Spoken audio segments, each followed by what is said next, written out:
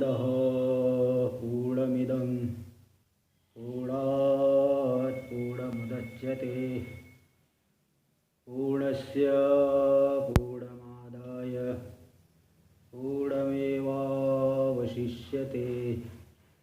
ॐ शान्ति शान्ति शान्तिः। शङ्करं शङ्कराचार्यं केशवं बादरायणं सूत्रभाष्यकृतौ वन्दे भगवन्तौ पुनः पुनः। ईश्वरो गुरुरात्मेति मूर्तिभेदविभागिने व्योमवद्व्याप्तदेहाय दक्षिणामूर्तये नमः। ओम शांति शांति शांति। श्री विद्यारण्य मुनि जी के द्वारा विरचित पंचदशी ग्रंथ के चतुर्थ प्रकरण द्वैत विवेक प्रकरणम का हम लोग विचार कर रहे, जो कि परिसमाप्ति होने वाली है, इसकी आज हो जाएगी। यहाँ पे बताया गया कि दो प्रकार का द्वैत है, जीव सृष्ट द्वैत और ईश्वर सृष्ट द्वैत। इन दोनों का विवेचन करने से जो परित्याज्य बंध है, जिस बंधन का परित्याग करना है, वो उसका स्पष्ट रूप से ज्ञान हो जाएगा। तो यहाँ दो प्रकार के द्वैत दिखा भी दिए और ये भी सिद्ध कर दिए कि जो जीव द्वैत है वही बंधन का हेतु है, किंतु उसमें भी जो शास्त्रीय द्वैत है, तो उसमें भी बताया गया कि जो शास्त्रीय द्वैत है वो तो बंधन का हेतु नहीं, बल्कि वो मुक्ति का हेतु बनेगा। जैसे आत्म तत्व का विचार, तो जो शास्त्रीय द्वैत है इसका कब तक ग्रहण करें ये भी बता दिए कि मुक्त होने तक, तत्व का वो ज्ञान होने तक, तत्व के ज्ञान होने तक, ऐसा बता दिए। और अशास्त्रीय द्वैत को तो पहले से ही छोड़ देना पड़ेगा, ये बात दिखा दिए थे। और इसमें मनोराज्य आदि के विजय का शिव साधन है, ये भी दिखाए कल। प्रणव का उच्चारण करके पहले निर्विकल्पक समाधि, सविकल्पक समाधि, पहले सविकल्पक फिर निर्विकल्पक, और जो अष्टांग योग से रहित है एकांत देश में रह करके प्रणव का उच्चारण करके वो जो है मनोराज्य को जीत लेता है। इसमें प्रमाण भी दे दिए।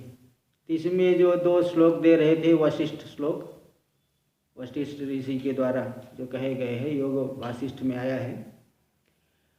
दृश्यं नास्तीति बोधेन मनसो दृश्य मार्जनम संपन्नम चेत तदुत्पन्ना परा निर्वाण निर्वृत्ति। दृश्य है ही नहीं, जगत है ही नहीं, इस तरह का जब बोध हो करके मनुष्य के दृश्य का मार्जन पूरा हो गया तो समझ लो जो सर्वोत्कृष्ट परमानंद सुख की अभिव्यक्ति हो गई, वो उसकी प्राप्ति, उसका अनुभव हो जाए। और इसके लिए वो जो है मन से जो द्वैत को हटाना ही पड़ेगा, काम क्रोध आदि को पूरी तरह से हटाना पड़ेगा, सभी वासनाओं को छोड़ना पड़ेगा।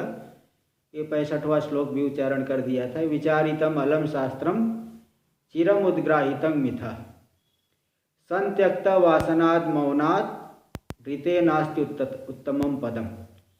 मैंने जो है शास्त्रों का बहुत गहन विचार किया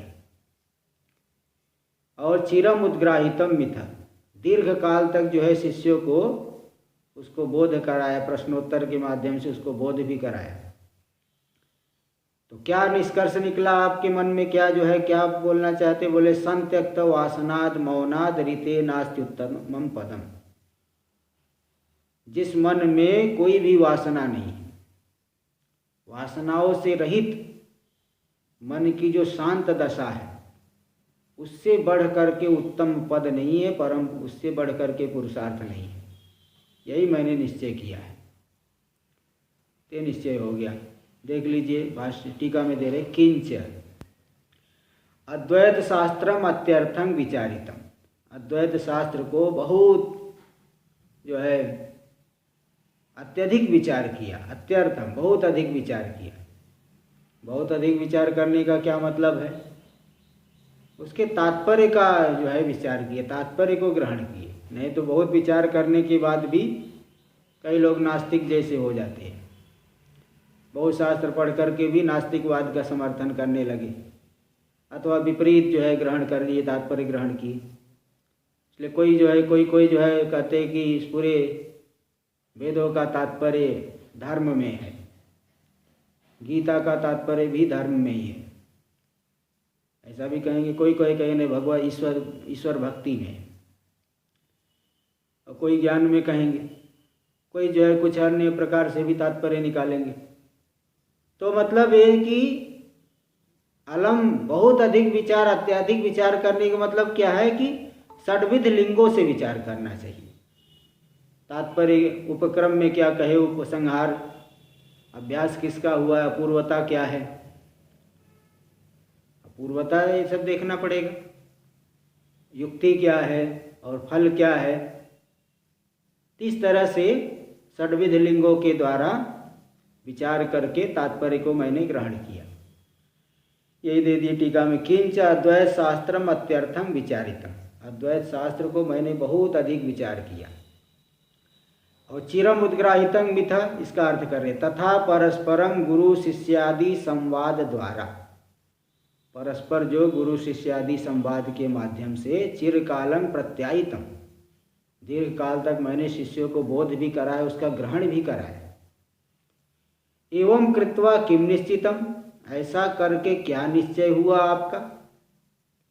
इत्यतः, ऐसी आकांक्षा होने बता रहे, संत्यक्त वासनान मौनाद ऋते नास्त्युत्तमम पदम, संपूर्ण वासनाओं से रहित जो मन की मौन दशा है, उससे बढ़ करके उत्तम पद नहीं है। यही बता रहे, संप्यक परित्यक्त कामादि वासनान मनस, जिस मन में काम क्रोध आदि दुर्गुणों को पूरी तरह से निकाल दिया गया, उसके संस्कार भी वासनाएं नहीं है, पूरी तरह से कामादि वासना से जो रहित है।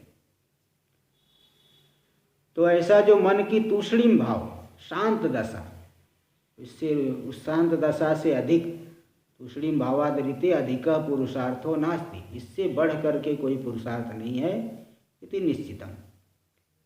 और इस बात को बृहदारण्यक में भी आप देख सकते हैं, वहाँ पे जो कौन सा ये कहोल ब्राह्मण, एक कहोल ब्राह्मण में तो वहाँ दिखाए हैं, एतम वैतम आत्मानं विदित्वा ब्राह्मणा पुत्रैषणायाश्च वित्तैषणायाश्च लोकैषणायाश्च व्युत्थाय अथ भिक्षाचर्यं चरन्ति। इस तरह से तो वहाँ मतलब वहाँ भी वही वासनाओं का परित्याग करेंगे तभी विचार की योग्यता। एक कहोल ब्राह्मण, तृतीय अध्याय का पंचम ब्राह्मण बृहदारण्यक में। फिर जो है वो बताए कि वहाँ मौन शब्द से लिए है निधिध्यासन। देखो, संत्यक्त वासनाद मौनाद, जिसमें कोई वासना नहीं, ऐसी जो मन की मौन दशा है, तो वहाँ पे मौन शब्द से निधिध्यासन को लिए कि वहाँ पहले दिखाया, तस्मात् ब्राह्मण पांडित्यम निर्विद्य बाल्येन तिष्ठासेत्, बाल्यम च पांडित्यम च निर्विद्य अथ मुनिर अमौनम च मौनम च निर्विद्य अथ ब्राह्मण, ऐसा दिखाए। वो जो ब्राह्मण है ब्रह्म जिज्ञासु, पहले तृष्णाओं का परित्याग करके पांडित्य की प्राप्ति करके, पांडित्य मतलब शास्त्र का श्रवण, शास्त्र का विधिवत गुरुमुख से श्रवण करना, ये है पांडित्य, वहाँ दिखाए। और पांडित्य की पूरी तरह से प्राप्त करके फिर बाल्येन तिष्ठा से, ज्ञान बल भावेन, ज्ञान बल भाव से स्थित होने की इच्छा करे, मतलब मनन के द्वारा स्थित रहे, शास्त्र ज्ञान की प्राप्ति करके उसका मनन करे। तो अब बाल्य और पांडित्य दोनों की प्राप्ति करके मुनि हो गया। अमौनम च निर्विद्य, अच्छा वहाँ मौन, मौन मुनि, मुनि मतलब अमौन और मौन, इसका निर्वेद करके तो वहाँ दिखा दिए है। अमौन से ले लिए, वो वहाँ लिए हैं अमौन से, तो वही मुनि कह दिए, तो मुनि मतलब बाल्य, श्रवण और मनन। हाँ, तो और अमौन से हो गया निधिध्यासन, इसको ले लेंगे। इन दोनों को तो श्रवण मनन और निधिध्यासन की प्राप्ति करके फिर जो है वो ब्राह्मण, वास्तव में ब्राह्मण यानी मुख्य ब्रह्म ज्ञानी हो गया। इस तरह की बातें वहाँ पे दिखाए हैं। तो यहाँ भी मौन पद आया है, इसलिए अन्य टीकाओं में मौन पद की व्याख्या करते समय उस बृहदारण्य के वाक्य को जो है वहाँ उद्धृत की है, इसलिए मैंने बता दिया। ते जो मन की मीठा मतलब मीठा मीठा यानी परस्पर दे दिए ना, तथा परस्परम, वहाँ टीका में दिए तथा परस्पर, मीठा यानी परस्पर। गुरु शिष्य जो परस्पर संवाद करेंगे तो मीठा यानी वही परस्पर हो गया। परस्पर गुरु शिष्य आदि जो संवाद करेंगे प्रश्नोत्तर के माध्यम से उनको मैंने बोध कराया, तो मीठा यानी परस्परम होता है। तो इससे बढ़ करके जो मन की मौन दशा है, वासनाओं से रहित दशा है, उससे बढ़ करके कोई उत्तम पद नहीं है। ये 65वें श्लोक में दिखा है। आगे देखिए, एवं निर्वृत्तिका से हाँ जी बोलिए। मतलब वासना का जो नाश है उसके बाद ही ज्ञान होना स्वाभाविक है। हाँ मुश्किल है। हाँ, नहीं तो क्या श्रवण आदि भी वो फलदायी नहीं होते हैं। पूरी अगर वासना है मन में और श्रवण करते हैं तो गधे की तरह से बाहर ही उठा रहे हैं। नहीं, वैसा मतलब गधे की तरह से नहीं ऐसा कर रहे हैं। उससे मतलब मुख्य लाभ तो नहीं होगा। अब यह है कि उससे श्रवण करने से भी कुछ इच्छा आदि कम होगी, साधन चतुष्टय आएगा। इसलिए पंचदशी में यहाँ बताएंगे कि अगर नहीं है योग्यता तो भी श्रवण करते रहे। श्रवण करने से जो है जो अधिकारित्व में न्यूनता है उसकी जो है संपूर्ति हो जाएगी, फिर जो है वो मुख्य लाभ होगा। इसमें बिल्कुल लाभ नहीं, ऐसा तो नहीं कह रहे हैं। एवं निर्वृत्तिका से चित्त से प्रारब्ध कर्मणा विक्षेपे सति। इस तरह से जब चित्त जो है निर्वृत्तिक हो गया, वृत्ति से रहित हो गया, बहिर्मुखता से रहित हो गया जो चित्त, तो प्रारब्ध कर्म के द्वारा अगर विक्षेप हुआ तो विक्षेपे सति तत्प्रतिकारोपाय का, उस विक्षेप के प्रतिकार का उपाय कौन है? उपाय क्या है? ऐसी अपेक्षा इत्यपेक्षायाम आह। क्योंकि जैसे पहले के राजा लोग होते थे, चलो मानते हैं कि हम युद्ध नहीं करेंगे, लेकिन शत्रु जो राजा है वो तो युद्ध करेगा, वो तो आक्रमण कर देगा। अब उससे बचने के लिए तो आप युद्ध भले न करो, किंतु शत्रु राजा तो युद्ध करेगा, तो बचने के लिए आपको जाना पड़ेगा वहाँ पे। ऐसे ही चित्त वृत्ति से रहित हो गया, लेकिन प्रारब्ध कर्म जो है वो छोड़ेगा नहीं, वो तो बहिर्मुख करेगा।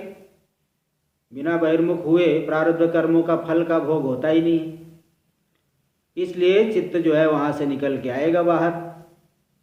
इसी बात को देखिए कि निर्वृत्तिक हो गया चित्त, तो भी प्रारब्ध कर्म से जब विक्षेप की प्राप्ति हुई तो तत्प्रतिकारोपाय का, उस विक्षेप की प्रतिकार का उपाय क्या है? इत्यपेक्षायामः, ऐसी अपेक्षा होने पर, जानने की आकांक्षा होने पर, अब ये 66 नंबर श्लोक 66 ये बता रहे हैं। विक्षिप्यते कदाचित् धीः कर्मणा भोगदायिना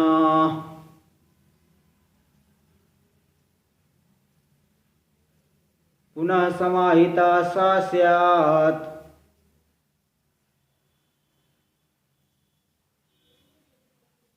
तदैवाभ्यास पाठवात्। विक्षिप्यते कदाचित् धीः, कभी कभी बुद्धि जो है कर्मणा भोगदायिना विक्षिप्यते, कदाचित् धीः कर्मणा भोगदायिना विक्षिप्यते।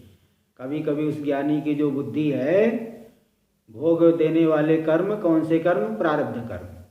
प्रारब्ध कर्मों से विक्षिप्त होगी, यानी बहिर्मुख होगी, विषयों में जाए, मतलब बाहर आएगी, व्यवहार में लगेगा, लगाएगी, वो प्रारब्ध कर्म लगाएंगी। फिर क्या करना है? तो बोले दृढ़ अभ्यास करके जो है समाहित करने का अभ्यास, दृढ़ अभ्यास करना है। अभ्यास दृढ़ हो जाएगा तो पुनः समाहिता सा स्यात् तदैव अभ्यास पाठवात्। वो जो विक्षिप्त हुई है चित्तवृत्ति, उसी काल में ही अभ्यास की पटुता से, दोबारा समाहित हो जाएगी। जैसे छोटा बच्चा जो है कभी उठ गया फिर सो जाता है। छोटा बच्चा सोया हुआ है, कुछ जिसको मच्छर काट लिया उठ गया, अथवा कुछ हुआ उठ गया, फिर वो सो गया दोबारा। हाँ, इस तरह से ऐसा भी होता है। इसी प्रकार अभ्यास की पटुता से वह जो विक्षिप्त हुई है बुद्धि वह पुनः समाहित हो जाएगी। इसलिए दृढ़ अभ्यास का यहाँ विधान कर रहे हैं कि दृढ़ अभ्यास कर लेना चाहिए। अत्यंत दृढ़ अभ्यास कर लेगा तो चित्त वृत्ति विक्षिप्त होने पर भी पुनः समाहित हो जाएगी। कई लोग होते हैं जो है किसी एक बात को ज़्यादा समय नहीं रखते, कोई कोई होता है एक छोटी छोटी सी बात से इतने परेशान होंगे कि पूछो मत। तो जिसका जैसा अभ्यास है, इसी प्रकार यहाँ पे भी दृढ़ अभ्यास रहेगा तो बुद्धि जो है समाहित हो जाएगी। टीका में विक्षिप्यते थे भोग प्रदेन प्रारब्ध कर्मणा, भोग देने वाले जो प्रारब्ध कर्म है उनके द्वारा बुद्धि कदाचित विक्षिप्यते चेत, कभी कभी बुद्धि विक्षिप्त होती है यदि, तर्हि सा बुद्धि, तब क्या करना चाहिए, उस बुद्धि को अभ्यास दार्ढ्यात, अभ्यास की दृढ़ता से, जो बहुत दृढ़ अभ्यास किया है ना, बारंबार विचार करके तत्व को जाना है, दृढ़ अभ्यास करके उसमें मन को समाहित की करने का अभ्यास किया है, अभ्यास की दृढ़ता से तदैव पुनरपि समाहिता, उसी काल में दोबारा जो है उसी तत्व में समाहित हो जाएगी। समाहिता से आदित्यर्थ, इसलिए दृढ़ अभ्यास करना चाहिए। यही विक्षेप के प्रतिकार का उपाय है एक दृढ़ अभ्यास। दृढ़ अभ्यास कर लिए तो विक्षेप जो है होने पर भी तुरंत समाहित हो जाएगी। और ऐसा करते करते सदा चित्त विक्षेप रहितस्य, जो ज्ञानी इस प्रकार का हो गया कभी चित्त विक्षेप होता ही नहीं, किसी भी स्थिति में चित्त विक्षेप होता ही नहीं। तो सदा चित्त विक्षेप रहितस्य ब्रह्मवित्वम अपि औपचारिकम, उसमें ब्रह्मवित्व मतलब यह ब्रह्म ज्ञानी है, यह कथन भी औपचारिक यानी गौण है, वो तो ब्रह्म रूप ही हो गया ब्रह्म ज्ञानी का। ब्रह्मवित्व ब्रह्म ज्ञानित्व, वह ब्रह्म ज्ञानी है, यह कथन भी औपचारिक है उसके लिए, जो ज्ञानी सदा ही चित्त विक्षेप से रहित है। इत्या, इस बात को अब दिखा रहे 67 नंबर वाले श्लोक में। विक्षेपो यस्य नास्त्यस्य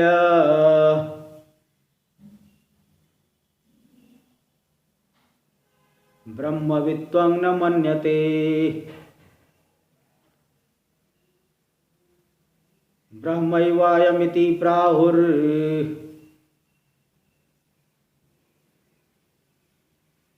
मुनयः पारदर्शिनः। विक्षेपो यस्य नास्ति, यस्य विक्षेपो नास्ति, जिसको बिल्कुल विक्षेप नहीं है, अस्य ब्रह्मवित्वम न मन्यते, ऐसे ज्ञानी में ब्रह्मवित्वम, ब्रह्म ज्ञानी है, ब्रह्मवित्व है, ब्रह्म ज्ञान है, उनमें ब्रह्म ज्ञानित्व भी नहीं है। ब्रह्म के ज्ञानी है क्या वो तो ब्रह्म रूप ही हो गए भाई। जो कभी भी चित्त जिसका विक्षिप्त हो ही नहीं रहा है, ब्रह्म में ही समाहित है, तो ब्रह्म ज्ञानी क्या है? ब्रह्म अलग है कि वो ज्ञानी अलग है, ऐसी बात तो है नहीं। ज्ञानी तो अपने आप को ब्रह्म रूप ही मानते हैं, कोई उनमें जो है भेदभाव तो है नहीं कि मैं अलग हूँ ब्रह्म अलग है। इसलिए बिल्कुल भेदभाव नहीं होने से वह ब्रह्म ज्ञानी नहीं बल्कि ब्रह्म रूप ही है। इसलिए मुझे पारदर्शिना मुनय ब्रह्मैवायम इति प्राहुर, पारदर्शी वेदांत के पारगामी विद्वान लोग वो कहते तो ब्रह्म रूप ही है।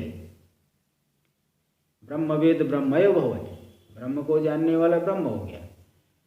और कठोपनिषद में भी आए विमुक्तश्च विमुच्यते, वह मुक्त पुरुष ही मुक्त होता है। मुक्त पुरुष क्यों मुक्त होता है? तो बस ये स्वप्न दृष्टांत से, स्वप्न में देख रहे हैं बहुत घूम भटक रहा है जंगल में, बहुत परेशान हो रहा है, नाना प्रकार की विपदाओं को झेल रहे हैं, लेकिन जैसे जागृत में आए तो कहेंगे भाई हम भटके ही कब थे, हम भटके कहाँ थे? हम तो जो है घर में ही सोए हुए हैं। ऐसे ही ज्ञानी अज्ञान दशा में अज्ञान से भेद दर्शन हो रहा था, शरीर आदि में तादात्म्य करके नाना प्रकार के व्यवहार कर रहे थे। मैं बंधन में हूँ, मैं अल्पज्ञ हूँ, मैं सुखी हूँ, मैं दुखी हूँ, संसारी हूँ, ये नाना प्रकार के भाव मन में आ गए थे, बुद्धि में आ गए थे, इसलिए संसरण का अनुभव हो रहा था। अब जब विचार करके अपनी ब्रह्म रूपता को जान लिए, उपाधि के साथ, उपाधि से अलग अनुभव कर रहे हैं, कल्पित देख रहे हैं अपने शरीर को भी, जैसे दूसरे का शरीर मुझसे मैं नहीं हूँ, वैसे अपने शरीर को भी मैं नहीं हूँ। तो ब्रह्म रूपता का अनुभव कर लिए तो कोई जो है संसार नहीं, पहले भी संसार नहीं था, लेकिन भ्रांति से लग रहा था। अब तो वह भ्रांति भी मिट गई, इसलिए ब्रह्म ज्ञानी नहीं बल्कि ब्रह्म ही है। और जो ब्रह्म ज्ञानी व्यवहार करते हो गौण व्यवहार है, जैसे सिंहो माड़व का बालक शेर है। बालक शेर है, ये व्यवहार क्या माना जाएगा? तो गौण व्यवहार है। मुख्य जो सिंह है वह तो घने जंगल में रह रहा है, पशुओं को मार के खाता है, मृग आदि को, लेकिन ये छोटा बच्चा थोड़ी ऐसा करता है, बालक तो ऐसा नहीं करता। तो भी उस सिंह के कुछ सादृश्य को लेकर के कह देते हैं एक सिंहो माड़व का बालक शेर है। ऐसे ही अन्य लोगों को ज्ञानी का कुछ व्यवहार दिखता है, भिक्षाटन करते हैं, शिष्यों को उपदेश कर रहे हैं, उस व्यवहार को लेकर के वो कह देते हैं ब्रह्म ज्ञानी है। कुछ भेद दिख रहा है कि तो भी व्यवहार कर रहे हैं, इसको लेके ब्रह्म ज्ञानी कह देते हैं। लेकिन जो वेदांत के पारगामी विद्वान लोग हैं वो तो यही कहते हैं कि ब्रह्म ही है, ब्रह्म ज्ञानी नहीं। इसलिए पारदर्शिनः मुनयः, पारदर्शी मुनि लोग कहते ब्रह्म ही है। टीका में तो थोड़ा सा दिए विक्षेपयति, पारदर्शिनो मतलब वेदांत पारगा, वेदांतस्य पारम गच्छन्ति अनुभवन्ति इति वेदांत पारगा। वेदांत के जो पार को, तात्पर्य को अनुभव करने वाले जो विद्वान लोग हैं, पारदर्शी विद्वान, वे लोग कहते को तो ब्रह्म रूपी हो गया। अत्रापि वशिष्ठ वाक्यम उदाहरति, इस विषय में भी वशिष्ठ जी के वाक्य को उदाहरण दे रहे हैं। श्लोक नंबर 68। दर्शनादर्शने हित्वा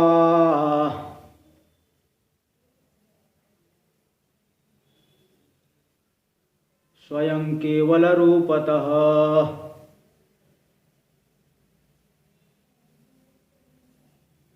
यस्तिष्ठति स तु ब्रह्मन्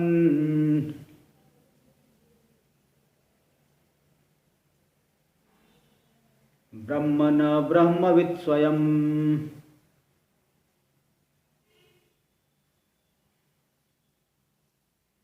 यह दर्शनादर्शने हित्वा स्वयं केवल रूपतः तिष्ठति, हे ब्रह्मन् स तु ब्रह्म न स्वयं ब्रह्मवित्, स स्वयं ब्रह्म न तो ब्रह्मवित्।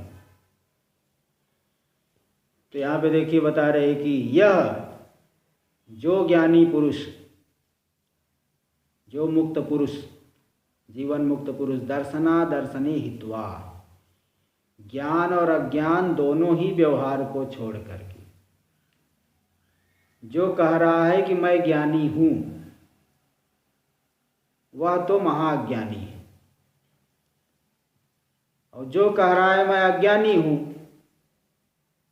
उसको बल्कि जल्दी ज्ञान होगा। इसलिए कई जगह आया है कि भाई जो ज्ञानी, अज्ञानी तो मुक्त हो सकता है, लेकिन जो ज्ञानित्व का ढोंग कर रहा है उसकी मुक्ति में बल्कि ज़्यादा विलंब है। ज्ञानित्व के ढोंग करने वाले को ज़्यादा जो है विलंब है, और जो अज्ञानी है साधना करके वो मुक्त हो जाएगा, ढोंग करने वाले की मुक्ति नहीं। तो जो मैं कह रहा है कि मैं ज्ञानी हूँ, उसका वो कथन भी ठीक नहीं है, गलत है। क्योंकि ज्ञानी, मैं ज्ञानी अहंकार ये करेगा, ज्ञान अलग है, मैं अलग हूँ, ज्ञान वाला हूँ। अरे भाई ब्रह्म ज्ञान स्वरूप है, ज्ञानी कहाँ, ज्ञानी कैसे कहो? हमारा ही स्वरूप है, मैं अलग से जान करके बताओ मैं ज्ञानी, वो नहीं, वो जो है इसलिए मैं ज्ञानी हूँ ये बात गलत है, और मैं अज्ञानी हूँ, हमारा ही स्वरूप है कि अज्ञान क्या है, इसलिए मैं अज्ञानी, यह व्यवहार भी गलत है। इसलिए केनोपनिषद में तो आ गया, ना हम मन्ने सुवेदेति नो न वेदेति वेद च, मैं अच्छी तरह से जानता हूँ यह भी मैं नहीं मानता, क्योंकि अच्छी तरह से किसको जान सकते, जो आपके सामने कोई विषय है, घटपट आदि है, आपको आँख से दिख रहा है, मैं अच्छी तरह से देख रहा हूँ, क्या ऐसे ब्रह्म को जानोगे? आप अलग हो, ब्रह्म अलग है, अच्छी तरह से जान रहा हो, आपसे अलग नहीं, इसलिए वो ज्ञान का विषय नहीं। जो ज्ञान का विषय नहीं है तो मैं उसके ज्ञान वाला हूँ, उसका ज्ञान मुझे है, ये व्यवहार ठीक नहीं है। ना हम मन्ने सुवेद। महाराज जी बोलिए। ज्ञानी शब्द प्रयोग करना ही ठीक नहीं है। हाँ, तो वो मतलब जो प्रयोग करते हो गौण व्यवहार बताया ना, गौण व्यवहार मुख्य, जैसे सिंहो माड़व का, तो पहले अज्ञान दशा में अज्ञानी थे, अब अज्ञान हट गया तो उसको लेकर के ज्ञानी कर दी। हाँ, लेकिन वास्तव में तो मुख्य व्यवहार ही नहीं, ज्ञानी है, मुक्त हो गए, ये भी मुख्य व्यवहार नहीं। बंधन ही कब तक जो कि मुक्त होंगे, तो इसलिए वो प्रतीति को लेकर के ऐसा, पहले जो है बंधन की प्रतीति हो रही थी, अब बंधन की प्रतीति मिट गई, इसलिए वो मुक्त कहते हैं ऐसा। इसलिए दर्शन और अगर मैं नाम मन्ने सुवेदिति नो न वेदिति वेद च, मैं नहीं जानता हूँ ऐसी बात नहीं भाई, हमारा ही स्वरूप है, हम क्यों नहीं जाने? ज्ञान रूपी जब कोई आवरण नहीं है, हमारा ही स्वरूप है, क्यों नहीं जानेंगे? वो तो स्वसंवेद्य है। इसलिए दर्शन और अदर्शन व्यवहार को छोड़ करके जो स्वयं केवल रूप, अद्वितीय रूप से ब्रह्म रूप से स्थित हो गया, स तो ब्रह्मन ब्रह्म, स स्वयं ब्रह्म, हे ब्रह्मन। वशिष्ठ जी किसी को बता रहे, शायद नारद जी होंगे, जिसको हे ब्रह्मन संबोधन करे, हे ब्रह्मन, वह तो स्वयं ब्रह्म ही है, न ब्रह्मविद, वो कोई ब्रह्म ज्ञानी थोड़ी, ब्रह्म अलग है, ज्ञानी अलग है, ब्रह्म का ज्ञानी, ये तो जो है वास्तविक ज्ञानी नहीं, ये तो सोपाधिक का ज्ञानी हो गया। ये कोई उपासक कह सकता है, उपासक के लिए इस तरह से कह सकते हो ब्रह्म ज्ञानी, मुख्य व्यवहार उपासक आदि में हो सकता है, लेकिन ये ज्ञानी में मुख्य ब्रह्म का अलग है, ज्ञानी अलग, ऐसा नहीं। टीका में देखिए, राम जी को बता रहे हैं महाराज। तो ब्रह्मन उदाहरण, ब्रह्मन ये बोल रहे हैं ना, ब्रह्मन, हे ब्रह्मन, तो राम जी को ब्रह्मन कैसे बोलेंगे? हाँ, बस यही बात है ना, शंकर जी वशिष्ठ मुनि को कह रहे, सही बात है, ये राइट हुआ। शंकर जी वशिष्ठ मुनि को बता रहे हे ब्रह्मन, ये अब जो है सही लगा, ये शिव जी कह रहे वशिष्ठ को। चलिए, यस तिष्ठति सतु ब्रह्मन, ये हो गया। टीका में देखिए, दर्शनादर्शनी, दर्शन और दर्शन नहीं ज्ञान, अदर्शनी नहीं अज्ञान। यो ब्रह्म जानामि न जानामि इति व्यवहार द्वयं परित्यज्य, जो दोनों व्यवहार, मैं ब्रह्म को जानता हूँ ज्ञान व्यवहार, और नहीं जानता हूँ ये अज्ञान व्यवहार, इन दोनों ही व्यवहारों को छोड़ करके स्वयं अद्वितीय चैतन्य मात्र रूपेण अवतिष्ठते, स्वयं अद्वितीय चैतन्य मात्र रूप से स्थित हो गए, तो स स्वयं ब्रह्मैव, वह स्वयं ब्रह्म ही है, न ब्रह्मविद, ब्रह्म ज्ञानी नहीं, ब्रह्म अलग ज्ञानी अलग, ऐसा नहीं, वो स्वयं ब्रह्म ही है। इत्यर्थ। सकल द्वैत विवेचनम उपसंहरति, संपूर्ण द्वैत के विवेचन का उपसंहार करते हैं। श्लोक नंबर 69 देख लीजिए, जो द्वैत विवेचन किए पूरा प्रकरण, उसका उपसंहार कर रहे हैं। जीवन मुक्ते पराकाष्ठा,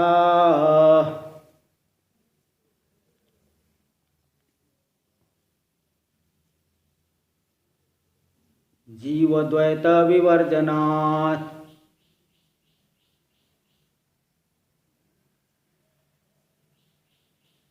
लभ्यते सावतोत्रेद,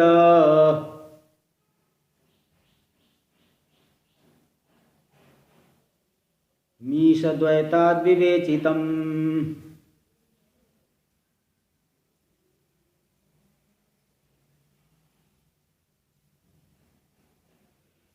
जीवन मुक्ते पराकाष्ठा जीवोद्वैत विवर्जनात् लभ्यते।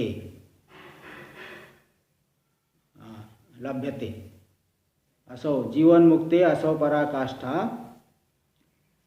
जीवद्वैत विवर्जनात् लभ्यते। असौ अतो अत्र इदम ईशद्वैतात् विवेचितम।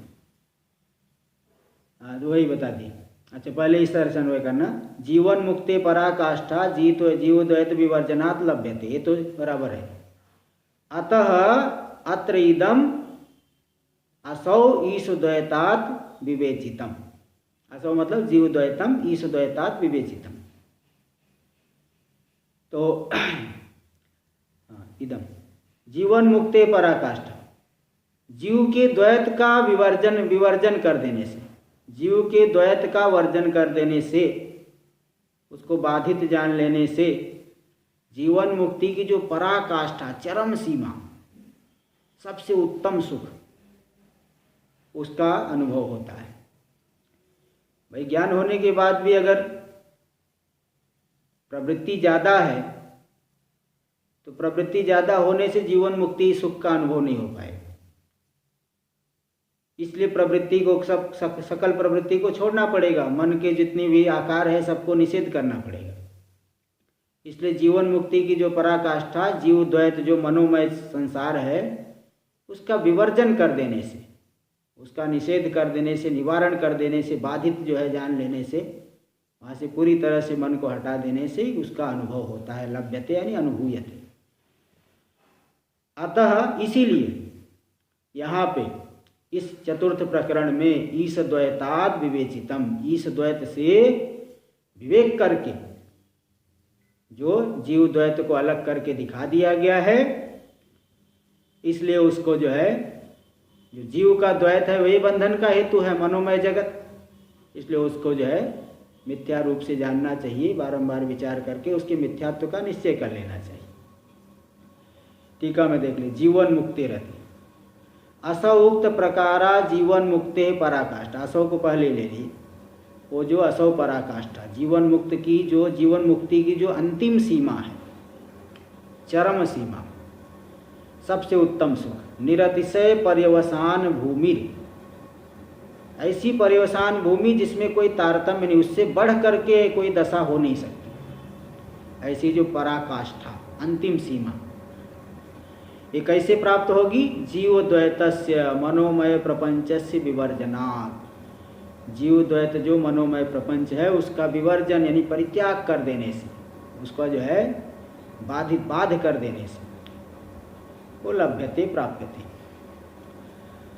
अतः कारणात्, इसी कारण से, इदम जीव द्वैतम ईश द्वैताद, ईश्वर सृष्ट द्वैताद विवेचितम, ये जो जीव द्वैत है ईश्वर द्वैत से यानी ईश्वर सृष्ट द्वैत से उसका विवेचन करके यहाँ विविच्य, विवेचितम मतलब विविच्य प्रदर्शितम, अलग करके दिखाया गया।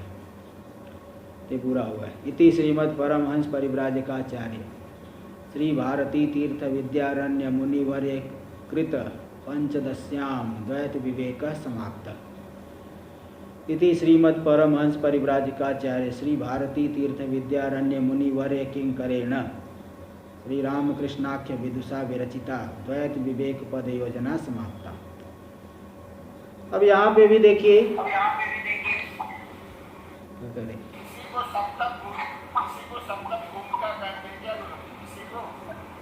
हाँ सप्तम भूमिका में तो मतलब उसमें कुछ तुर्यगा, यानी उस भूमिका में जाने के बाद जो है तो बाहर निकलते ही नहीं है। हाँ वही मान लीजिए, वैसे ऐसा तो नहीं है। पूरा जो है परम काष्ठ सप्तम भूमिका वो तो ले लिए, उसमें जाने के बाद दोबारा वापस जो है वो बाहर निकलेंगे ही कोई।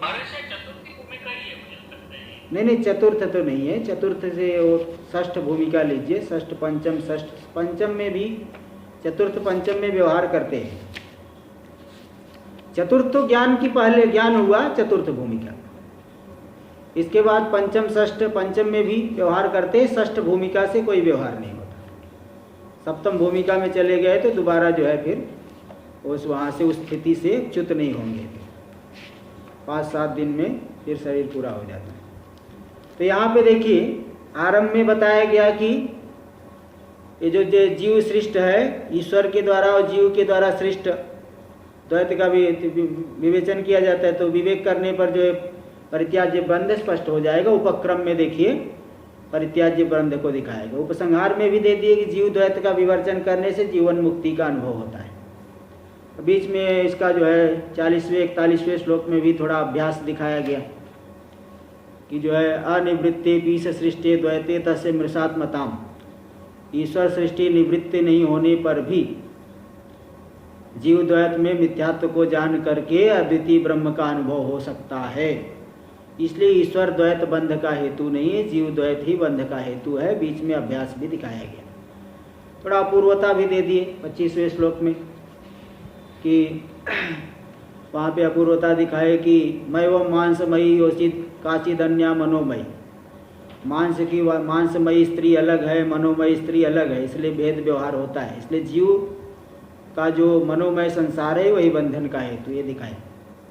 और फल भी दिखा दिए अभी कि जीवन मुक्ति की पराकाष्ठा जीव द्वैत का विवर्जन करने से प्राप्त होता है। अर्थवाद भी थोड़े दिखा दिए थे 63वें श्लोक में 63 में कि जिते तस्मिन वृत्ति शून्यम मनस तिष्ठति मूकवत, मनोराज्य आदि को जीत लिए तो मन जो है मूक के समान होता है। ये जो उत्तम दशा है वशिष्ठ ऋषि ने राम जी के लिए बहुत बार कहा है।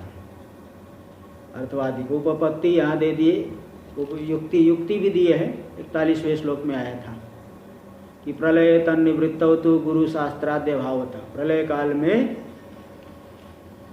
वहाँ पे निवृत्ति होने पर भी गुरु शास्त्र आदि का भाव होने से नहीं जाना जा सकता।